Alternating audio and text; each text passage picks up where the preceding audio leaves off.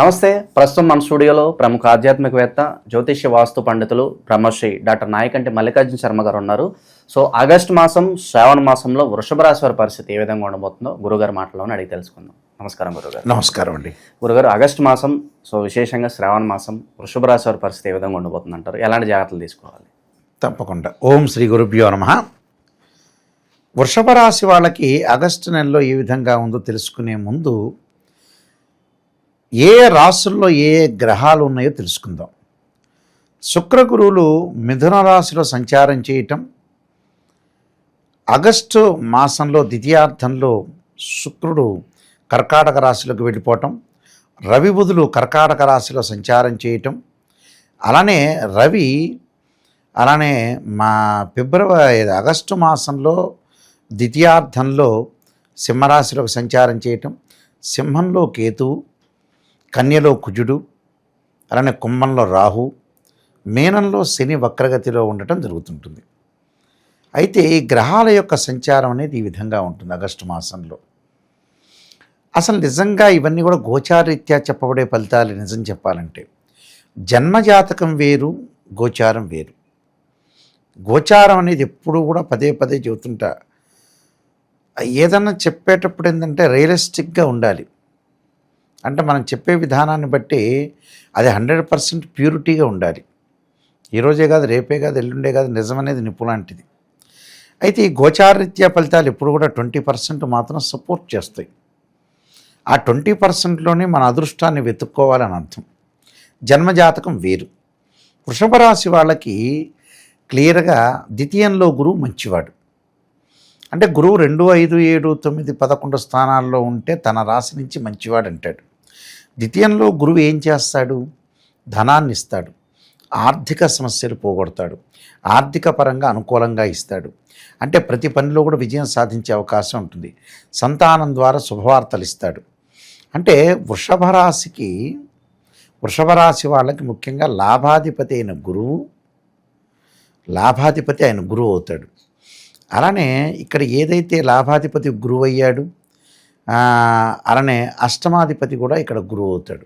కాబట్టి గురువు అనుకూలంగా ఉన్నాడని చెప్పు ద్వితీయ స్థానంలో ఉండటం వల్ల. ఆ ద్వితీయ స్థానం అంటే ధనము, వాక్కు, కుటుంబాన్ని, సంతానాన్ని ఇచ్చేది స్థానం అది. అంటే ధనము, కుటుంబం, వాక్కు. అలానే గురువు కూడా సంతానకారకుడు కాబట్టి సంతానం ద్వారా అనుకూలంగా ఉంటుంది, సంతానం ద్వారా శుభవార్తలు ఉంటుంది. గురువు వల్ల ఆర్థిక పరంగా ఇబ్బందులు లేకుండా ఉండే అవకాశాలు ఖచ్చితంగా ఉంటాయి. అంటే గురువు మంచివాడు క్లారిటీగా వృషభ రాశి వాళ్ళ గోచారీత్యా. మరి మిగతా గ్రహాలు ఎలా ఉన్నాయి అనేది మనం చూసుకోవాలి. నిజం చెప్పాలంటే ఇక్కడ మిగతా గ్రహాల్లో తృతీయంలో రవి యొక్క సంచారం. తృతీయంలో రవి మంచివాడు, ఉద్యోగ ధర్మాన్ని కాపాడుతాడు, ఉద్యోగాన్ని నిలబెడుతూ ఉంటాడు. ఉద్యోగం పోయే సమయంలో కూడా నిలబెట్టే అవకాశాలు ఎక్కువ ఉంటాయి. అంటే నిరుద్యోగులకు మంచి ఉద్యోగ అవకాశాలు, స్టార్డమ్ని, ఇమేజ్ని పెంచే అవకాశం సూర్యభగవానుడు ఇస్తాడు. అంటే సూర్యుడు యొక్క అంటే ఆరోగ్యాన్ని ఇస్తాడు. సూర్యుడు ఆరోగ్యాన్ని ఇచ్చేవాడు, ఆరోగ్య ప్రదాత అంటాం. అంటే సన్ రిప్రజెంటివ్ చేసే ప్లానెట్ హెల్త్ రిప్రజెంటివ్ చేసే ప్లానెట్ సన్.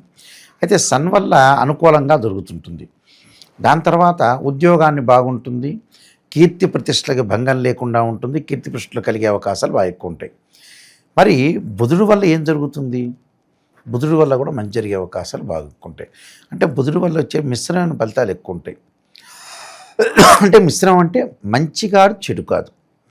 అంటే వ్యాపారంలో పెట్టుబడులు పెట్టేటప్పుడు కొద్ది జాగ్రత్తగా పెట్టుబడి పెట్టాలి. మంచి పార్ట్నర్ వచ్చే అవకాశాలు ఎక్కువ ఉంటాయి. వ్యాపార పరంగా ఇబ్బందులు లేకుండా మంచి భాగస్వామ్య వ్యాపారం అనేది బాగా కలిసి వస్తుంది. అంటే బుధుడి వల్ల కొంత మిశ్రమైన ఫలితాలు వస్తుంది, జ్ఞానం కలుగుతుంది అని అర్థం.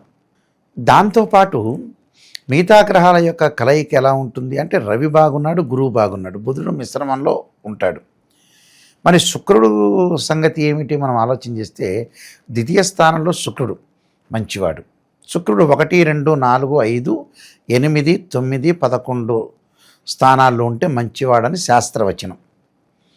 రెండవ స్థానం కాబట్టి శుక్రుడు మంచివాడు. శుక్రుడు ఏం చేస్తాడు? లగ్జరీగా ఇస్తాడు. అంటే వాహనాలు కొనుగోలు చేస్తారు వీళ్ళు. అంటే గురుబలం ఇటు ఉంది కాబట్టి గురువు శుక్రుడు రెండూ బాగున్నాడు ఇక్కడ. లగ్జరీగా ఉండటం, స్త్రీ సౌఖ్యంగా ఉండటం, అలానే విందులు వినోదాలు శుభ కార్యక్రమాల్లో పాల్గొనే అవకాశాలు ఎక్కువగా ఉంటాయి. ఎందుకంటే రాస్యాధిపతి ద్వితీయ స్థానంలో ఉన్నాడు. రాస్యాధిపతి అయ్యాడు, ఇక్కడ షష్టమాధిపతి కూడా అయ్యాడు. అందువల్ల ద్వితీయ స్థానంలో ఉండటం, లగ్జరీగా ఉండటం, వివాహ ప్రయత్నాలు సఫలీకృతం కావటం, విందులు వినోదాలు శుభ కార్యక్రమాలు తీర్థయాత్రలు పుణ్యక్షేత్రాలు అంటే లగ్జరీగా కొన్ని కార్లు కొనటం, లగ్జరీగా ఉండటం. అలానే సినీ కళాకారులకు కానీ సినిమా యాక్టర్లకు కానీ యూట్యూబ్ ఛానల్స్ వాళ్ళందరికీ కూడా జమాలజీ కానీ గోల్డ్ షాపుల వాళ్ళకి కానీ క్లాత్ స్టోర్ వీళ్ళందరికీ కూడా అనుకూలంగా ఉంటుంది. వీళ్ళందరికీ శుక్రుడి యొక్క అనుగ్రహం ఉంటుంది. సుఖాన్ని భోగాన్ని సౌఖ్యాన్ని లగ్జరీ ఇచ్చేవాడు శుక్రుడు. శుక్రుడు ఏం చేస్తాడంటే ఎన్ని సంవత్సరాలైనా కొన్ని సంవత్సరాలే కాబట్టి బతికేది, ఈ సమయంలో మనం లగ్జరీగా ఉందామనే ఐడియా ఇచ్చేవాడే శుక్రుడు. ఇక్కడ శుక్రుడు బాగున్నాడు, గురువు బాగున్నాడు, రవి బాగున్నాడు. ఈ 3 గ్రహాలు వర్జనలకు బాగున్నాయి గోచారీత్యా. పంచమ స్థానంలో కుజుడున్నాడు. పంచమ స్థానంలో కుజుడు అంతగా బాగుండడు. ఏమిస్తాడు పంచమ స్థానంలో కుజుడు అంటే, ఆరోగ్యాన్ని సూర్యభగవానుడు ఇస్తున్నా పంచమ స్థానంలో కుజుడు యాక్సిడెంట్స్ని చేస్తుంటారు. అంటే సంతానానికి సంబంధించిన ఇబ్బందులు, అతిగా ప్రయాణాలు చేయటం, అలానే అతి వేగంగా ప్రయాణాలు చేయటం వల్ల ఇబ్బందులు కలిగిస్తాడు. అంటే యాక్సిడెంట్ జరగటం, ప్రమాదాలు జరిగే అవకాశాలు ఎక్కువగా ఉంటాయి. అలానే భూ వివాదాలు, భూమికి సంబంధించినవి, భూమికి కారకుడు, అందువల్ల ధరణీగర్భ సంభూతం అంటారు. కాబట్టి కుజుడు వల్ల అనుకూలంగా ఉండదు. కుజుడు వల్ల ఇబ్బందులు కలుగుతాయి. కోర్టు సమస్యలు రావటం, యాక్సిడెంట్స్ కావటం, ఆర్గ్యుమెంట్స్ బాగా పెరగటం, వివాదాలు ఎక్కువగా పెరుగుతుంటాయి. కాబట్టి వివాదాల విషయంలో ముందుకు వెళ్ళొద్దండి. లౌకిక జ్ఞానంతో వెళ్ళండి, ప్రశాంతంగా ఉండండి. ఈ సంవత్సరం ఈ నెలలో మనకు బాగలేదు అని అంటే ఒకటే రెమెడీ, మౌనం వహించటం. నాయకంటి గారు ఈ నెలలో కుజుడు బాగలేడు, గొడవలు జరుగుతున్నాయి అంటే గొడవల వైపు వెళ్లకుండా ప్రశాంతంగా తన ఇంట్లో తను ఉండటం మంచిది. ఎవడన్నా సరే ఆర్గ్యుమెంట్ చేస్తున్నా ఓకే అని చెప్తే మంచిది. ఒకవేళ మనకు తెలియదు, మనం పిచ్చివాడిని అనుకున్నా పర్వాలా. సమయస్ఫూర్తి సర్దుబాటు చాలా ఇంపార్టెంట్. వాహనాల మీద ఎక్కువ వెళ్ళకూడదు, అది వెరీ క్లియర్. అంటే కుజుడు బాల. అలానే చతుర్థ స్థానంలో కేతు యొక్క సంచారం తల్లి యొక్క ఆరోగ్య విషయంలో, నేను ఇందాక చెప్పినట్టు చతుర్థ స్థానం కూడా వాహన ప్రమాదాన్ని సూచిస్తుంటుంది. వాహనాల మీద వెళ్ళేటప్పుడు కానీ 2 వీలర్ కానీ 4 వీలర్ కానీ వెళ్ళేటప్పుడు బహుజాగ్రత్తగా ఉండటం చాలా మంచిది. అంటే కేతు కూడా బాల. మరి మిగతా గ్రహాలు ఎలా ఉన్నాయి వృషభ రాశి వాళ్ళకి మనం చూసుకునేటట్టయితే, శని ఏమయ్యాడు 11వ స్థానంలో వక్రగతిలో ఉన్నాడు. వక్రగతిలో అంటే వృత్తిపరంగా కొంత జాగ్రత్త ఉండాలి. వృత్తిపరంగా ఏమిటి, ఈ వృషభ రాశి వాళ్ళకి ముఖ్యంగా వృత్తిపరంగా కొద్ది జాగ్రత్తగా ఉండాలి.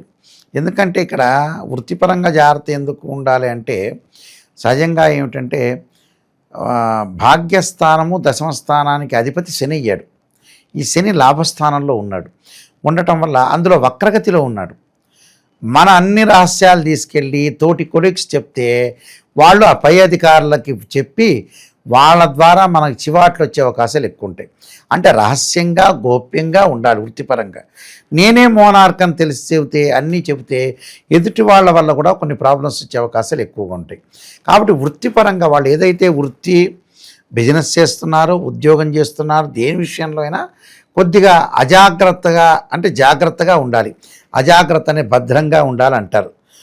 అయితే ఇక్కడ వృత్తిపరంగా మటుకు కొద్దిగా ఆర్థిక పరంగా పుంజుకుంటున్నా వృత్తిపరంగా అన్ని రహస్యాలు చెప్పకూడదు, గోప్యంగా ఉండాలి. ఆ గోప్యం అనేది చాలా ఇంపార్టెంట్ ఇక్కడ. అంటే ఈ నెల వరకు ఈ విధానాన్ని మనం అనుసరిస్తే మనం మోనార్కం అయిపోతాం. అంటే ఎక్కడైతే మిస్టేక్ జరుగుతుందో ఆ మిస్టేక్ని మనం సవరణ చేసుకుంటే 100% మనం ప్యూరిటీ అయిపోతాం.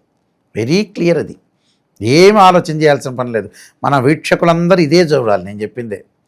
ఇప్పుడు ఉద్యోగపరంగా బిజినెస్ పరంగా పార్ట్నర్తో గొడవలు పెట్టుకోవటాలు, మన కింద ఉండే గుమస్తాలు వాళ్ళతో గొడవలు పెట్టుకోవడం, ఆర్గ్యుమెంట్స్ చేసుకోకూడదు. ప్రశాంతంగా కూల్గా ఉండాలి అంతే. మనకు బాగలేదు, గ్రహస్థితి బాగాలేనప్పుడు ఏం చేయలేం, అదొకటి.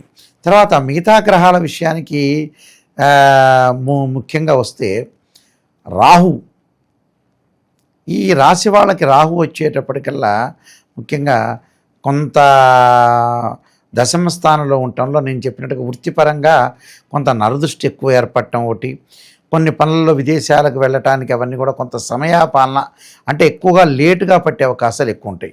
కాబట్టి కొన్ని విషయాలు మనం అశ్రద్ధ చేయకుండా